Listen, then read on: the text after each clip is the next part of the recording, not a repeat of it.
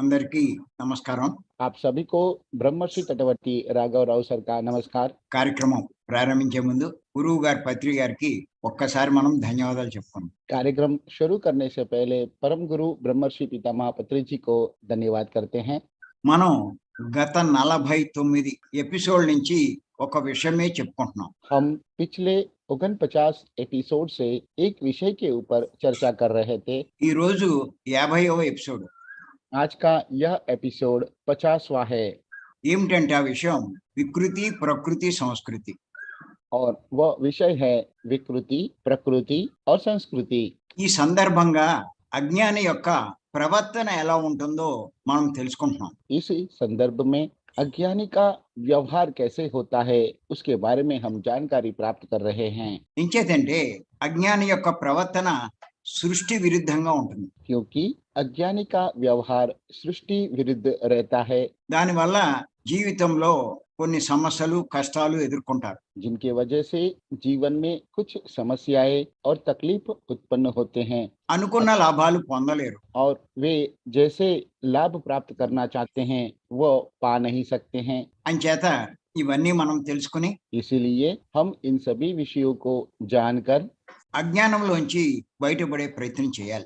अज्ञान में से बाहर आने का प्रयत्न करना है। ఎన్నో రకాలైనటువంటి పనులు మనం చేస్తున్నాం. अनेक प्रकार के काम हम कर रहे हैं, అవన్నీ అజ్ఞానంతో కూడుకున్నవే. ये सभी अज्ञान से ही किया जा रहे हैं। అవన్నీ మనకు నష్టం కలిగిస్తాయి. इन सभी से हमें बहुत नुकसान होने वाला है। ఆఖరికి భగవంతుడి విషయంలో కూడా మనం అజ్ఞానంతో ప్రవర్తిస్తున్నాం. अंत में भगवान के विषय में भी हम अज्ञान रूप से व्यवहार कर रहे हैं।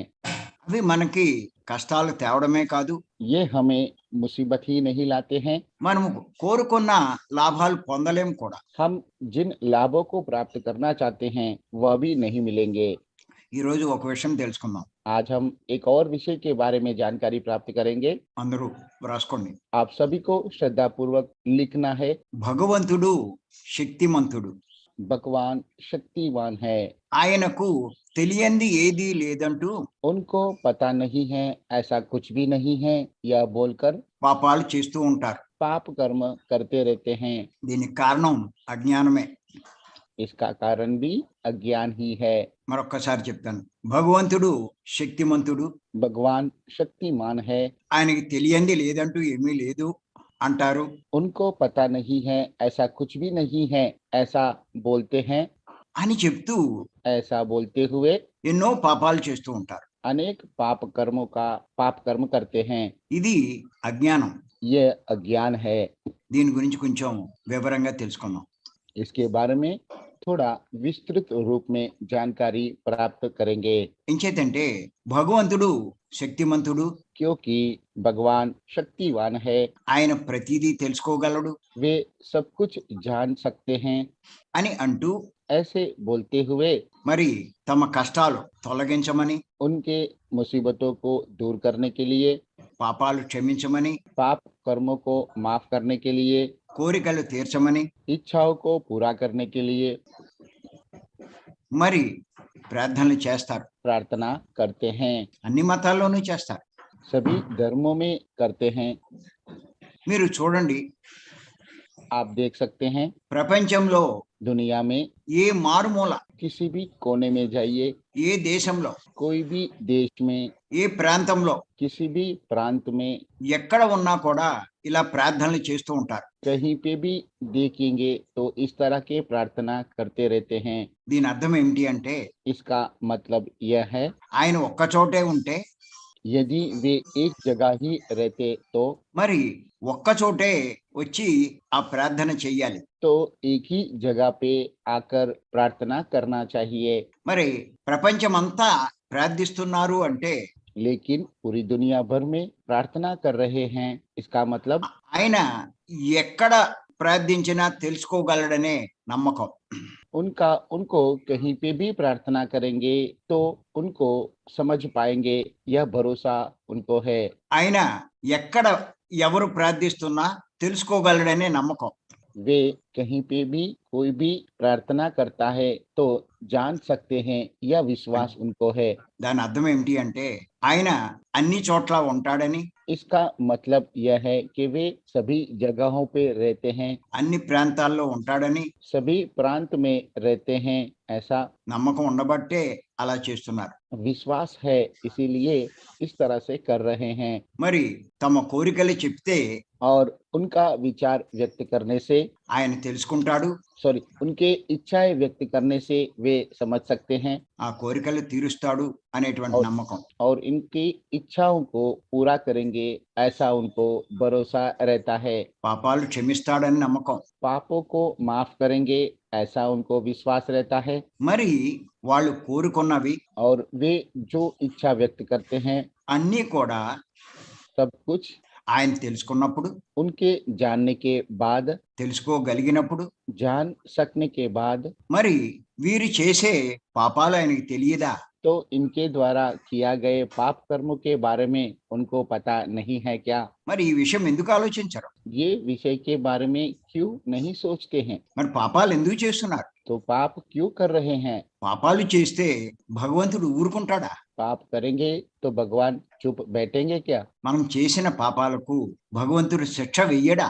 हम जो पाप करते हैं उसका वो भगवान दंड नहीं देंगे क्या? ఇంకేతంటే మనం అందరము చదువుకునే పురాణాల్లో, क्योंकि हम जिन पुराणों को पढ़ते हैं, మరి శాస్త్రాల్లో शास्त्रों में మనం స్పష్టంగా తెలుసుకుంటున్నాం, स्पष्ट रूप से हम ये समझ पा रहे हैं భగవంతుడు भगवान దుష్టులను శిక్షిస్తాడని, दुष्टों को दंड देते हैं, శిష్టులను రక్షిస్తాడని अच्छे लोगों की रक्षा करते हैं।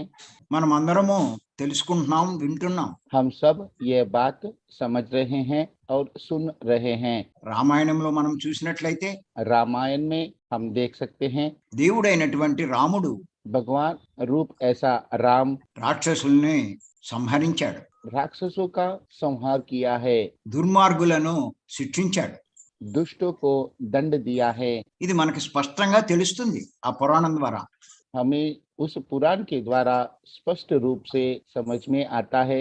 అంటే ఎవరైతే రాక్షసుల్లా ప్రవర్తిస్తారో, मतलब जो लोग राक्षसों जैसा व्यवहार करते हैं, రాక్షసులు అంటే ఎవరు అంటే राक्षस का मतलब రక్త మాంసాలను ఇష్టపడేవారు.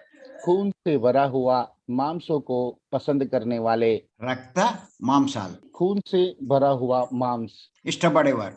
उनको पसंद करने वाले।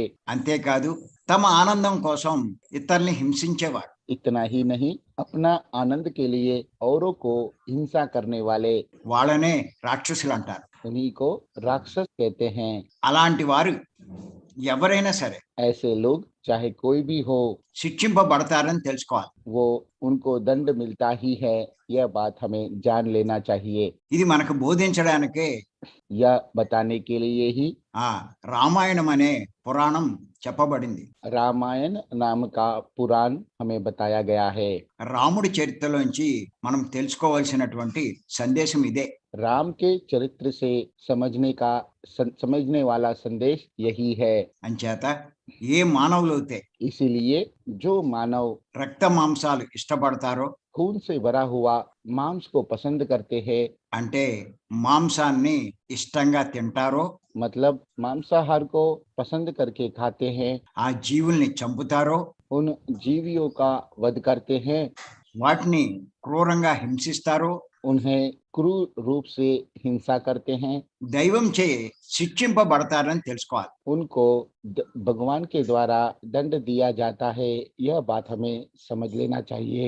మీరు చూడండి, మరి రామాయణంలో రాక్షసులు हम देख सकते हैं रामायण में राक्षसों का శివభక్తులు, सभी शिव भक्त थे, శివారాధనలు చేస్తారు. शिव जी का आराधना करते थे, కానీ ఎంత శివారాధనలు చేసినా लेकिन कितना भी शिव आराधना करने के बाद వారు రాక్షసులు, वे राक्षस ही है, మాంసభక్షకులు. मांसाहार का सेवन करने वाले हैं। అందుచేత వారు శిక్షకు పాత్రులయ్యారు, శిక్షింపబడ్డారు. इसीलिए वे दंड के पात्र बने हैं और दंड दिया गया है। ఇది మనం కూడా తెలుసుకోవాలి. यह बात हमें भी जान लेना चाहिए। ఈ విషయం మనకి రామాయణంలో జరిగిన ఒక సంఘటన ద్వారా తెలియజేయబడింది. यह बात रामायण में घटित हुआ एक संगठन के द्वारा हमें जानने को मिला है। ఆంజనేయ స్వామి हनुमान లంకకు లంఘించాడు. लंका तक छलांग मारकर चले गए हैं ఆ లంకా నగరమంతా చూశాడు, తిరిగాడు. और पूरा लंका का भ्रमण किया है। సీతాదేవిని మొత్తం మీద తెలుసుకున్నాడు. अंत में सीता जी का खोज कर चुके हैं। మరి ఆ లంకా నగర వైభవాన్ని ఎంతో ముగ్ధుడయ్యాడు. लंका नगर का वैभव देखकर मुग्ध हो चुके थे, మరి తన కార్యం పూర్తి చేసుకుని మళ్ళా తిరిగి వచ్చాడు. लेकिन अपना कार्य पूरा करके लौट आए। తిరిగి వచ్చి लौटने के बाद రాముణ్ణి కలిశాడు. राम को मिले थे। చాలా సంతోషంగా నేను సీతాదేవిని చూశాను అని చెప్పాడు. बहुत ही संतुष्ट होकर मैंने सीता जी का दर्शन किया है, ऐसा कहते हैं। మరి ఈ విషయం చెప్పగానే రాముడు చాలా సంతోషించాడు. यह बात सुनते ही राम बहुत प्रसन्नित हुए। ఇంకా ఏం చెప్పాడు అంటే, उसके बाद उन्होंने यह कहा है, ఆ రాక్షసులంతా वे सभी राक्षस శివభక్తులు, शिव भक्त हैं, వాళ్ళు శివ పూజలన్నీ చేస్తారు वे शिव जी का पूजा सब करते हैं, అని చెప్తున్నాడు. ऐसा कहते हैं। అప్పుడు రాముడు तभी राम తన చేతిలో ఉన్నటువంటి उनके हाथ में उपस्थित ऐसा ధనస్సు, धनुष బాణాలు बाणों को కింద పడవేశాడు. नीचे फेंक देते हैं। అటువంటి శివ భక్తుల్ని నేనెలా చంపగలను అని. ऐसे शिव भक्तों को मैं कैसे वध करूंगा। ఆ పక్కనే ఉన్న సుగ్రీవుడు तब उनके बाजू में खड़ा रहा ऐसा सुग्रीव जी ఇది గ్రహించాడు. यह बात को देखकर ఆంజనేయుడికి సంజ్ఞ చేశాడు. हनुमान जी को इशारा करते हैं, ఏమిటి నువ్వు చేసిన పని? आपने कौन सा काम किया। అప్పుడు ఆంజనేయ స్వామి గ్రహించాడు. उनकी बात को हनुमान जी समझ पाए। వెంటనే ఈ రకంగా చెప్పాడు. तुरंत ही फिर इस तरह से कहा, ఆ రాక్షసులు वह सभी राक्षस అంత శివభక్తులైనా इतने शिव भक्त होने के पश्चात भी వారు మాంసభక్షకులు, वे सभी मांस भक्षक है, వాళ్ళు హింసాపరులు, वे हिंसा करते हैं, వాళ్ళు చాలా దుర్మార్గులు वे सभी दुर्मार्ग है అని చెప్పాడు. ऐसा कहते हैं। వెంటనే రాముడు तुरंत ही श्री राम ధనస్సు మరలా తీసుకుని पुनः अपना धनुष को उठाते हैं। వాళ్ళు ఎంత శివభక్తులైనా वे चाहे कितने भी शिव भक्त हो, వాళ్ళు హింసాపరులు, वे हिंसा का आचरण करने वाले हैं, మాంసభక్షకులు. मांस भक्षक है, అందుచేత इसीलिए వాళ్ళని నేను సంహరించి తీరుతాను मैं उनका वध करूंगा, అని చెప్పడం జరిగింది. ऐसा उन्होंने कहा है। అందుచేత గుర్తుపెట్టుకోండి, इसीलिए यह बात को हमें ध्यान में रखना है।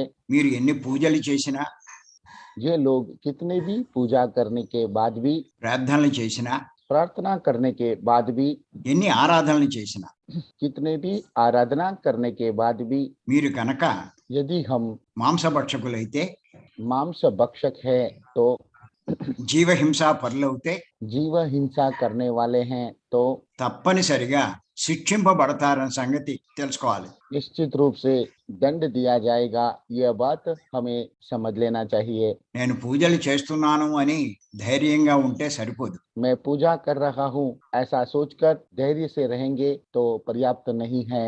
మీరు శిక్షింపబడకూడదు అంటే, आपको दंड नहीं मिलना चाहिए तो, అంటే కష్టాలు పాలు కాకూడదు అంటే, मतलब मुसीबतों के शिकार नहीं होना चाहते हैं तो ఆ జీవుల్ని కష్టపెట్టకూడదు, उन जीवियों को तकलीफ नहीं देना चाहिए, వాటిని హింసించకూడదు, उनको हिंसा नहीं करना चाहिए, వాటి మాంసం భక్షించకూడదు उनका मांस को नहीं खाना चाहिए। అన్న విషయం ఈ పురాణాన్ని బట్టి మనం తెలుసుకోవాలి. यह बात पुराणों से हमें समझ में आता है।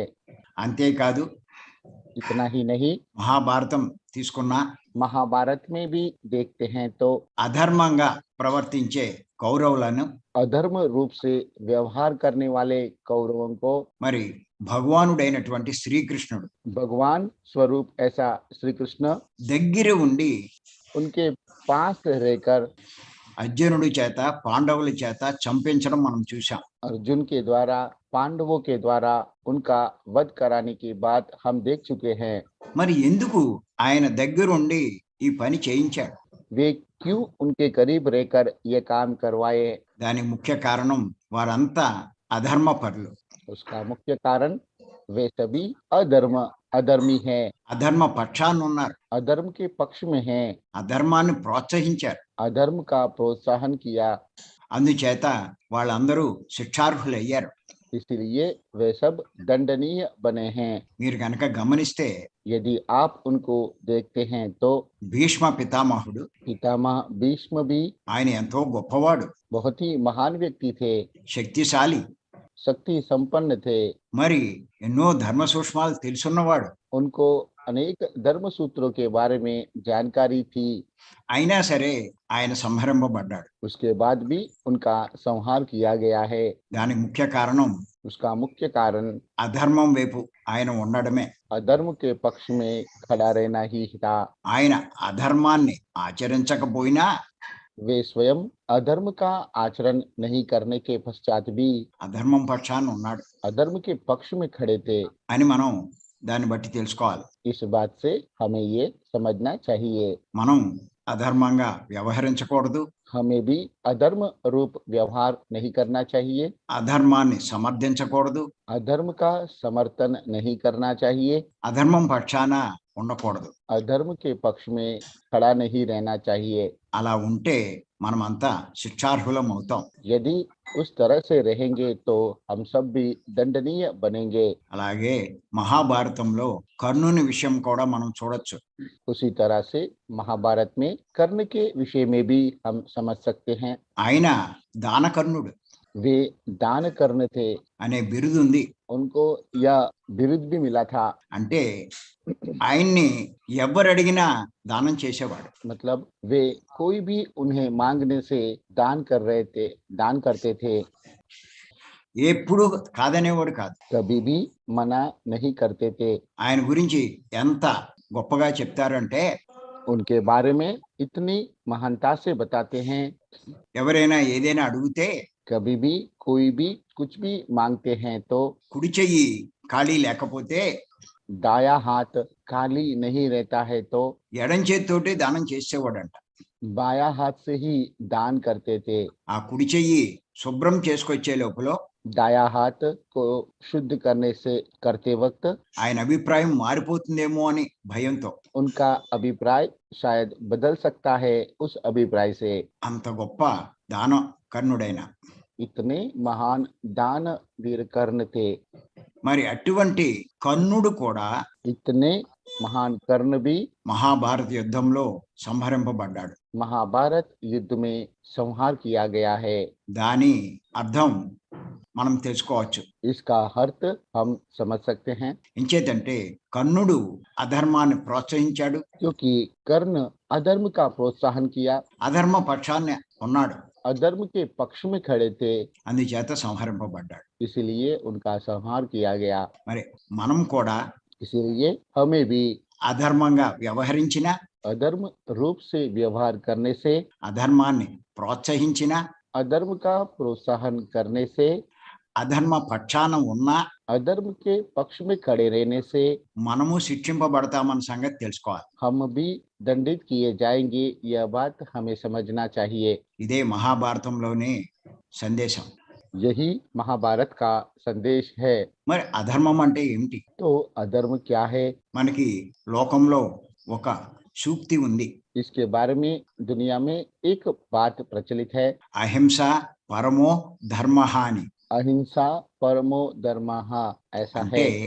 హింస చెయ్యకపోవడమే అన్ని ధర్మాల కంటే గొప్ప ధర్మం. इसका तात्पर्य यही है कि हिंसा ना करना ही सभी धर्मों से बड़ा है, महान है।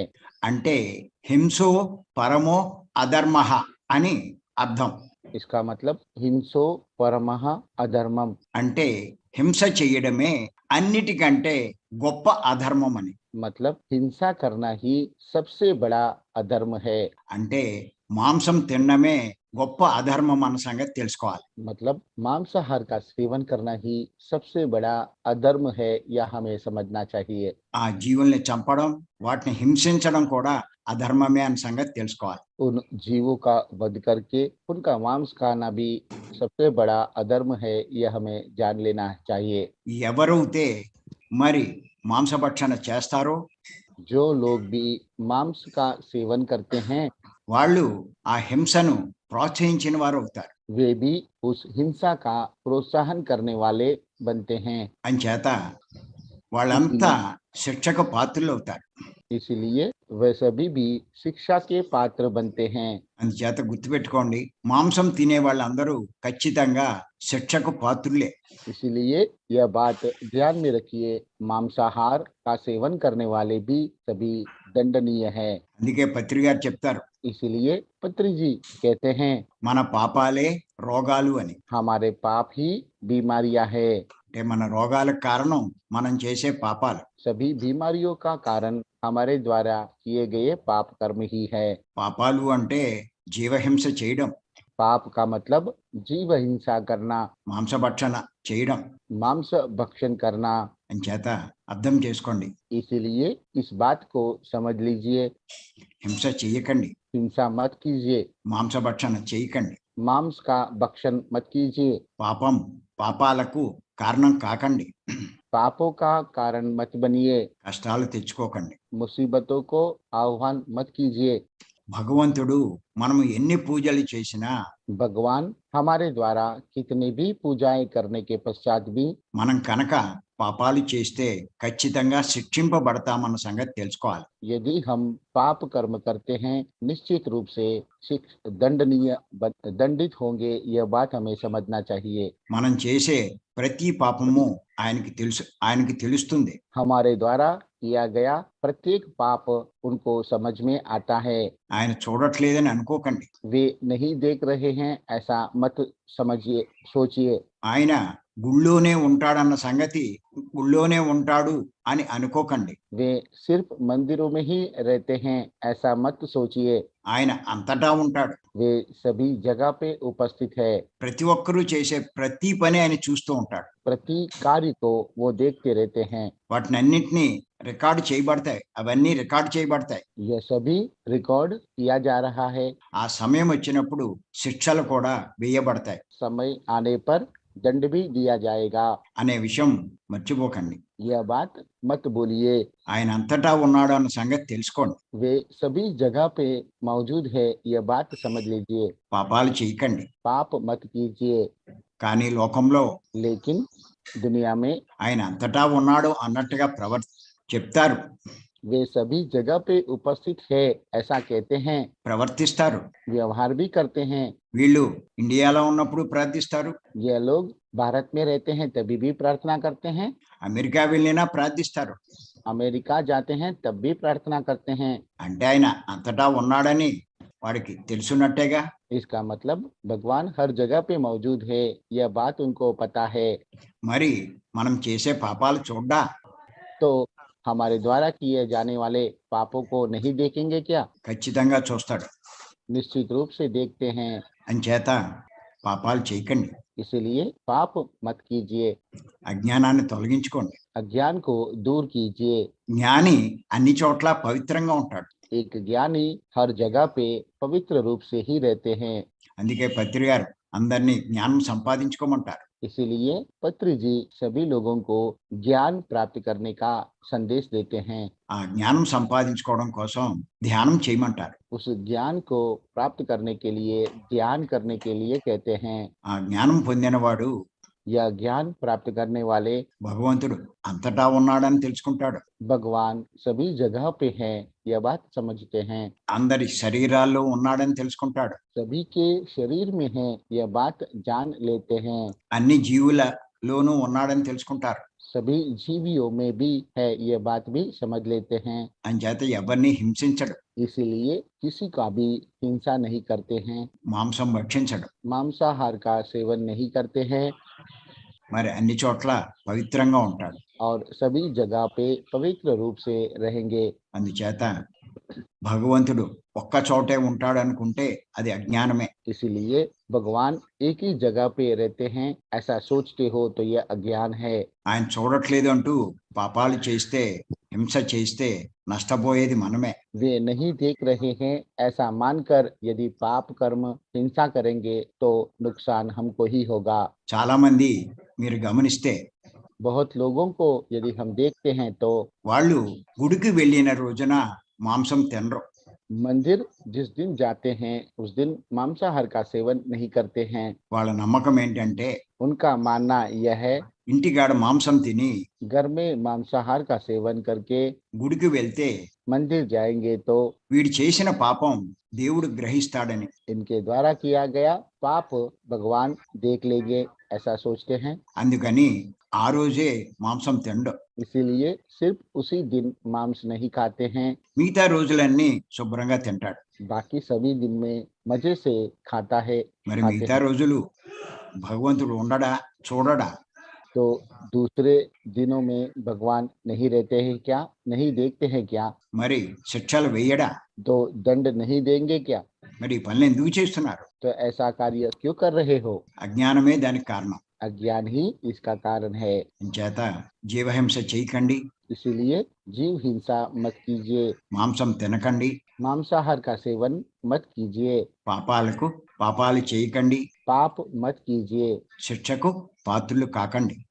दंड का पात्र मत बनिए, అజ్ఞానం నుంచి బయటపడండి. अज्ञान से बाहर आ जाइए। దానికి పత్రిజీ బోధించిన ఈ శ్వాసమే ధ్యాస ధ్యానం చెయ్యండి. जिसके लिए पत्री जी द्वारा कहा गया श्वास के ऊपर ध्यान साधना कीजिए, మీరు అజ్ఞానం నుంచి బయటపడగలుగుతారు. जिससे आप अज्ञान से बाहर आ सकते हो। పాపాలు చెయ్యరు, पाप नहीं करोगे, కష్టాలు రావు, तकलीफ नहीं आएंगे, సంతోషంగా ఉండగలుగుతారు. संतोष रूप से रह पाएंगे।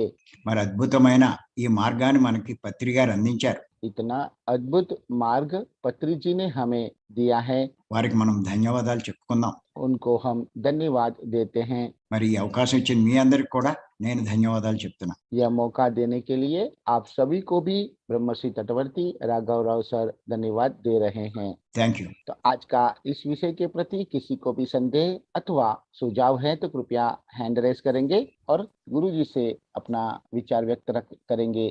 జయ ఫార్మర్, నమస్తే नमस्ते। जी, नमस्ते. नमस्ते जी सर। हाँ, बहुत बहुत दिनों के ज्यादा बाद। दिन. ज्यादा दिन। नमस्ते। कैसे है मैडम?